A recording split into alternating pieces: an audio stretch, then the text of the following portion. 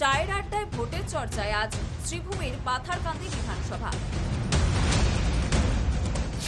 আগামী বিধানসভা নির্বাচনে পাথারকান্দিবাসীরা কাকে চান? আমাদের সুব্রতদা এখানে আসছেন বা ওনাকেই আমরা দুঃখে শান্তিতে সুখে সবসময় ওনাকেই যদি উনি টিকিট পান তাহলে সব থেকেই ভালো হইবে। এখানে পাথারকান্দি বলছে গত কংগ্রেসের আমলে যে উন্নয়ন হয়নি, গত 10 বছরে বিজেপির আমলে দ্বিগুণ উন্নয়ন হয়েছে। আমার নিজের মামা হেমন্ত বিশ্ব শর্মা উনি মহিলাদের জন্য প্রচুর করেছেন।